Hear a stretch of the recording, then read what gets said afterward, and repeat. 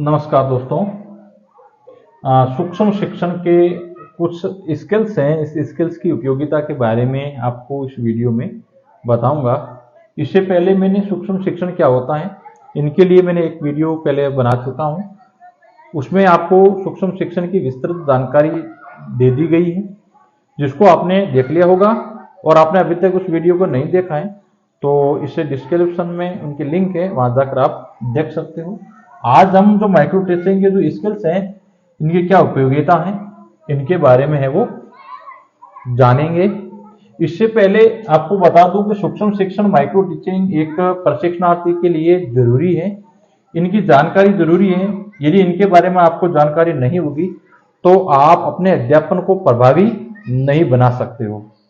तो इसके लिए पहले आपको जो माइक्रो टीचिंग की कुछ जो साइकिल होती है, जो चक्र होता है, इस चक्र के बारे में जानकारी होना जरूरी है।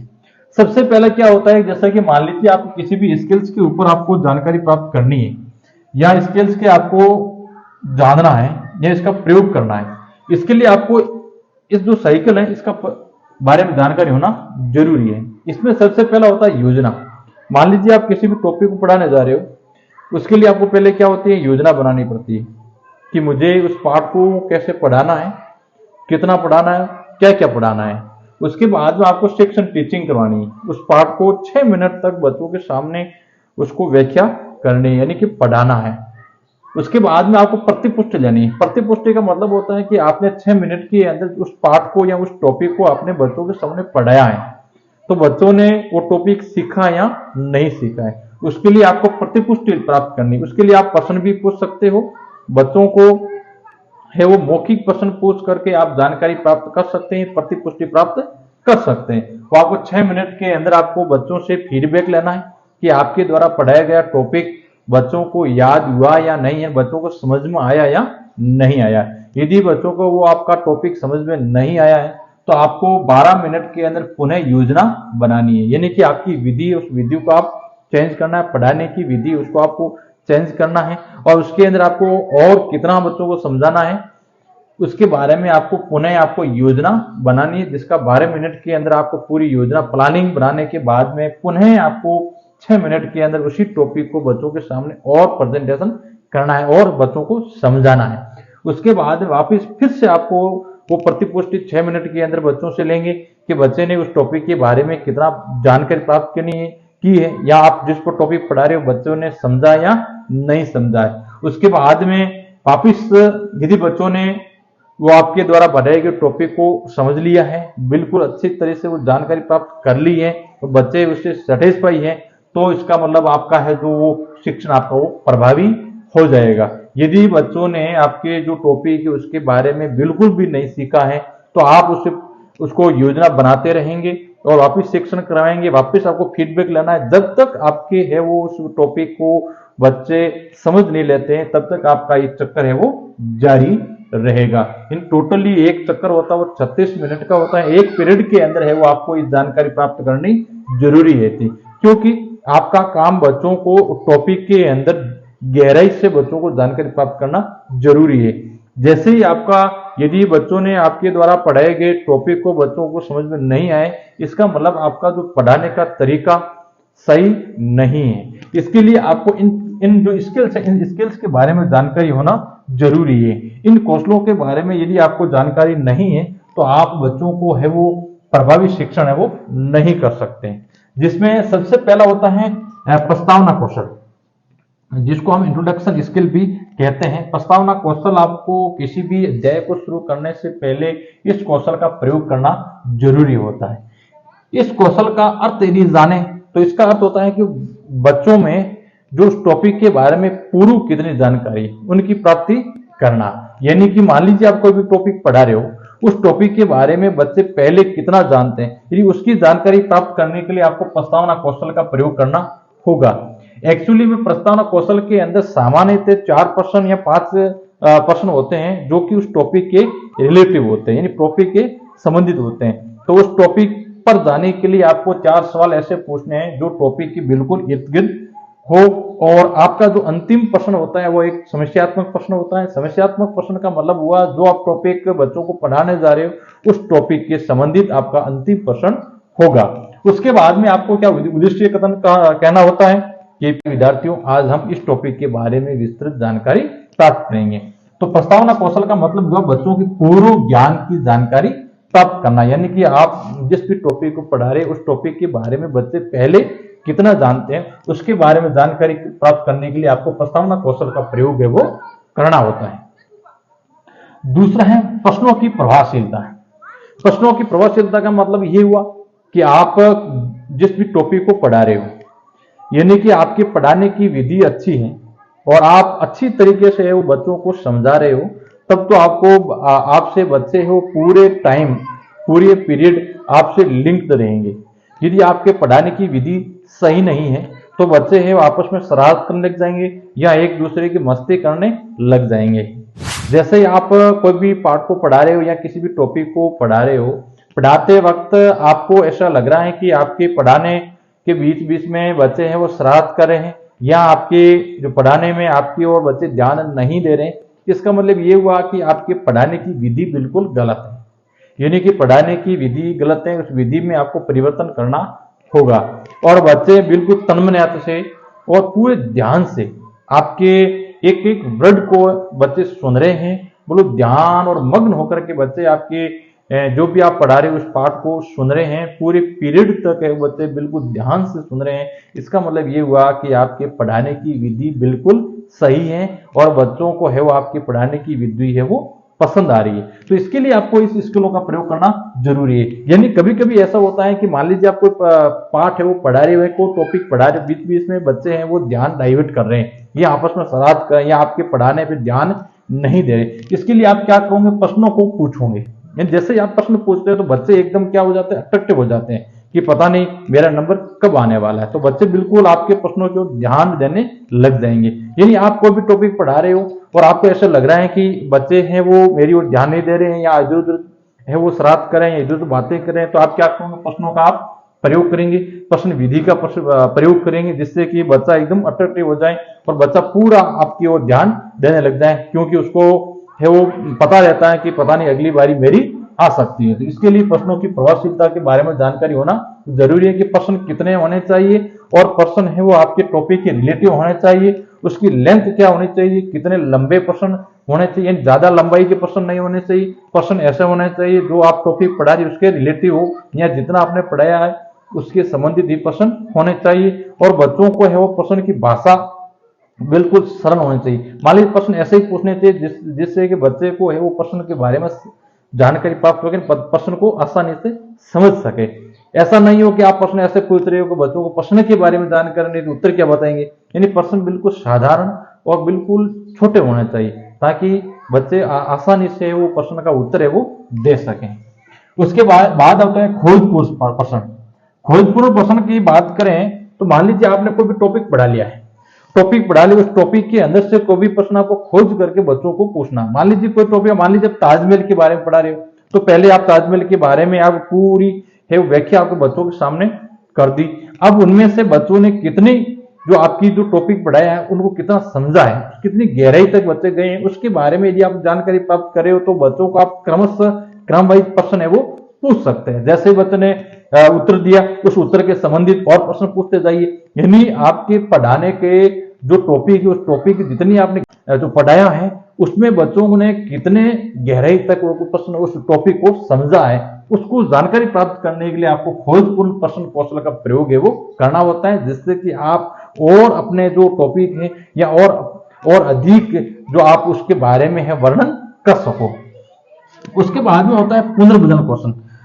ये बहुत जरूरी कौशल होता है। पुनर्बोधन कौशल का मतलब ये होता है कि मान लीजिए आप खोजपूर्ण प्रश्न या प्रश्न कौशल का प्रयोग कर रहे हो, उसमें आप जैसे ही किसी बच्चे को प्रश्न पूछा और प्रश्न पूछते ही बच्चे ने उत्तर दे दिया तो आप उसको पुनर्बोधन देना, यानी कि आपको शाब्दिक पुनर्बोधन भी दे सकते हो और अशाब्दिक पुनर्बोधन भी दे सकते हो। शाब्दिक पुनर्बोधन का मतलब ये हो शाबाश, बहुत अच्छा, वेरी गुड, नाइस, इस प्रकार के शब्दों का प्रयोग कर सकते हो। और अशाब्दिक पुनर्बोधन का मतलब होता है आप शरीर के हाव भाव से यूं करके, सिर करके या हाथ करके भी आप उसके है वो उसको पुनर्बलन है वो दे सकते हो। ध्यान ये रखें कि मान लीजिए किसी बच्चे को आपने प्रश्न पूछ लिया और उसके उत्तर है वो गलत दे दिया, तो आप उसको डांट नहीं सकते। यदि आप उसको डांटोगे तो उसके जो हौसला है वो बिल्कुल वो डिमोलाइज हो जाएगा। यानी इसलिए आपको बच्चों को जो भी उत्तर देते हैं तो उसको आप पुनर्बलन भी दे दिया करो, ताकि और अधिक है वो बच्चा तो उत्साह होकर के आपके प्रश्नों का उत्तर है वो दे, और आप जो भी टॉपिक पढ़ा रहे उसके ऊपर वो ध्यान देता है। पांचवा कौशल होता है उदाहरण सहित दृष्टांत कौशल। उदाहरण सहित दृष्टांत कौशल का मतलब इसमें दो तरह के होते हैं। एक तो होता है अशाब्दिक, एक होता है अशाब्दिक और एक होता है शाब्दिक। इसके बारे में जानकारी होना जरूरी है। एक होता है अशाब्दिक।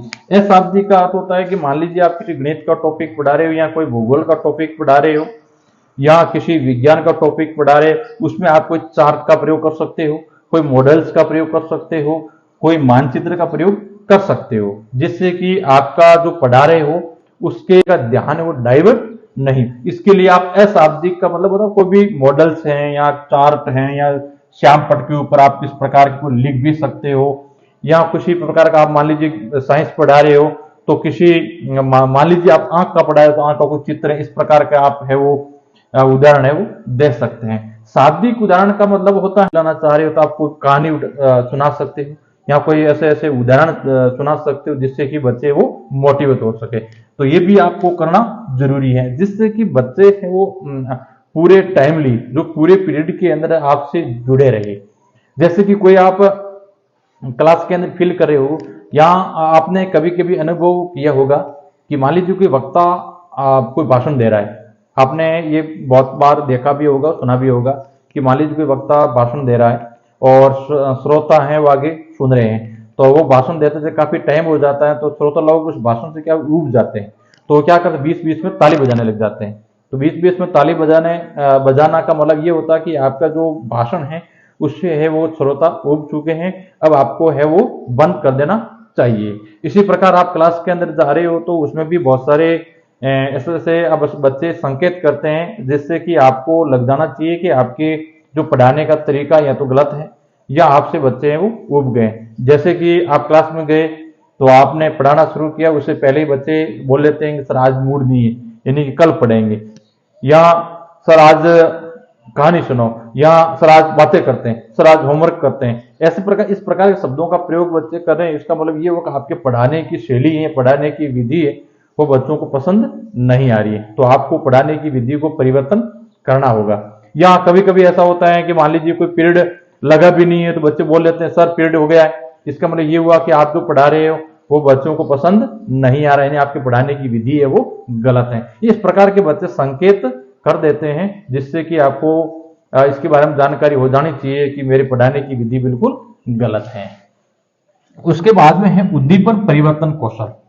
ये बहुत महत्वपूर्ण कौशल है। उद्दीपन परिवर्तन कौशल का मतलब ये हुआ कि मान लीजिए आप कोई पाठ पढ़ा रहे हो, उस पाठ पढ़ाते वक्त आपकी जो बॉडी लैंग्वेज है उसके अंदर बदलाव होना जरूरी है। माना कि आप एक ही जगह पर आप पढ़ा रहे हो तो बच्चों का थोड़ी देर बाद थोड़ी देर तक तो आपकी ओर ध्यान रहेगा, लेकिन कुछ समय बाद है उसका ध्यान आपसे हट जाएगा, वो आपस में बातें करने लग जाएंगी, आपस में शरारत करने लग जाएंगे। इसका मतलब ये हुआ कि आप एक जगह पे खड़े हो रहे हो या आपके प्रति बच्चों का ध्यान है वो नहीं है। तो इस स्थिति में क्या करना है, आपको समय समय पर है वो उस क्लास के अंदर कुछ हलचल करते हुए रहना चाहिए। इसके साथ साथ आपके मान लीजिए कोई आप पाठ पढ़ा रहे हो, पढ़ाते पढ़ाते अचानक आप रुक गए हो, तो रुक गए इसका मतलब होता है अच्छा बच्चे अचानक क्रिएटिव हो जाते हैं कि सर अचानक कैसे रुक गए, तो उसका ध्यान आपकी ओर चला जाएगा। जिन्हीं बच्चे यदि आपकी ओर ध्यान नहीं है, आप डाइवर्ट हो गए तो आप इस प्रकार के उद्दीपन परिवर्तन कर सकते हो। मान लीजिए कोई टॉपिक ऐसे पढ़ा रहे हो जिसमें मान लीजिए महाराणा प्रताप का पाठ पढ़ा रहे हो या कोई ओज का पूर्ण कविता पढ़ा, तो उसके अंदर आपके भाव हैं, उसके शरीर की बॉडी लैंग्वेज है वो एकदम जोशीली होनी चाहिए। और मान लीजिए कोई आप ऐसा टॉपिक पढ़ा रहे हो जिसमें कोई हंसने वाला पार्ट है या कोई टॉपिक ऐसा है जिसमें गुच्छा करने के जोर रूप लाने का पार्ट है, तो उसमें आपको उद्दीपन आपके शरीर की जो बॉडी लैंग्वेज को परिवर्तन करना जरूरी है। इसके साथ साथ अगला कौशल है श्यामपट कौशल। श्यामपट्ट कौशल का मतलब ये हुआ कि जो ये श्यामपट्ट है, इस श्यामपट्ट के ऊपर आपको क्या लिखना है और किस प्रकार लिखना है, इसके बारे में जानकारी होना जरूरी है। तो ध्यान देने ये बात है कि श्यामपट्ट कौशल है, श्यामपट्ट का जब आप प्रयोग कर रहे हो तो सबसे पहले आपको श्यामपट्ट को इस दिशा के अंदर आपको प्रयोग करना है और श्यामपट्ट के ऊपर आपको वही शब्द लिखना है जो बिल्कुल जरूरी है, इंपॉर्टेंट और महत्वपूर्ण टॉपिक, वही टॉपिक आपको श्यामपट्ट के ऊपर लिखना है। ज्यादा आपको श्यामपट्ट के ऊपर ज्यादा घिंचा या आप काट साट वगैरह नहीं करें, ज्यादा लाइनिंग वगैरह भी श्यामपट्ट के ऊपर नहीं करने। श्यामपट्ट आपका बिल्कुल स्वस्थ और साफ होना चाहिए और उसकी जो लिखावट है बिल्कुल सही और स्पष्ट अक्षरों के अंदर होनी चाहिए, जिसके बीच की जो लेंथ है वो भी प्रॉपर वे के अंदर होना चाहिए। और लिखते वक्त आपको ये ध्यान देना है कि पूरे, जैसे आप कोई श्यामपट्ट के ऊपर लिख रहे हो तो पूरा ध्यान आपको श्यामपट्ट के ऊपर नहीं जाना चाहिए, आपको समय समय बच्चों की ओर भी ध्यान जाना जरूरी है ताकि बच्चे है बीच में शरारत नहीं करें। यानी कि आपको श्यामपट्ट पर लिखते हुए कम से कम 45 डिग्री का कोण आपके होना, एंगल होना चाहिए, यानी आपके और श्यामपट्ट के बीच में 45 डिग्री का एंगल होना चाहिए, जिससे कि आप समय समय बच्चों को भी देख सको। इसके बाद में 8वां कौशल है व्याख्या कौशल। व्याख्या कौशल का मतलब होता है, मान लीजिए कोई भी छोटा आप टॉपिक पढ़ा रहे हो, उस टॉपिक की व्याख्या कैसे करनी है, इसके बारे में भी आपको जानकारी होना जरूरी है कि आपको कितनी अधिक उस टॉपिक के बारे में बच्चों को बताएं कि उस टॉपिक के बारे में बच्चे अच्छी से जानकारी प्राप्त कर सके। तो ये 7 से 8 कुछ कौशल थे जो कि एक अध्यापक के लिए बिल्कुल जरूरी है। यदि इन कौशलों के बारे में आपको जानकारी नहीं होगी तो आप है वो क्लास के अंदर आसानी से बच्चों को है वो मेंटेन नहीं कर सकते हो। तो ये बहुत महत्वपूर्ण जो ये कौशल हैं, इन कौशलों के बारे में जानकारी एक अध्यापक को होनी जरूरी है। यदि इनके बारे में आपको जानकारी नहीं है तो आप बच्चों को है वो पढ़ा नहीं सकते हो। तो इन कौशलों के बारे में अध्ययन करने के लिए आपको सूक्ष्म शिक्षण, माइक्रो टीचिंग के बारे में जानकारी होना जरूरी है। सूक्ष्म शिक्षण के अंदर आपको इस कौशलों का प्रयोग है वो करना है। तो आपको इन सभी जो कौशल, इन कौशलों के ऊपर कम से कम 2 स्केल्स आपको बनाने हैं। आपके जो 2 टीचिंग सब्जेक्ट हैं उन्हीं के ऊपर आपको एक एक जो कौशल आपको बनाना है, यानी कि प्रस्तावना कौशल के भी 2 बनाने हैं क्योंकि आपके 2 टीचिंग सब्जेक्ट हैं, सभी के आपको 2-2 कौशल बनाना है। उसके पीछे आपको एक मूल्यांकन प्रपत्र भी बनाना है, उसके अंदर आपको मूल्यांकन प्रपत्र भी दिया जाता है कि आपने कैसे पढ़ा है और कितना पढ़ाया है, बच्चों ने वो सीखा या नहीं, उसका पुनर्बदल भी आप प्राप्त वो कर सकते हो। तो यानी कि अपने शिक्षण को और प्रभावी बनाने के लिए, तुरंत पुनर्बदल प्राप्त करने के लिए वो इन कौशलों का प्रयोग आप कर सकते हो। एक अध्यापक के लिए ये इन कौशलों के बारे में जानकारी होना जरूरी है। धन्यवाद। जय हिंद।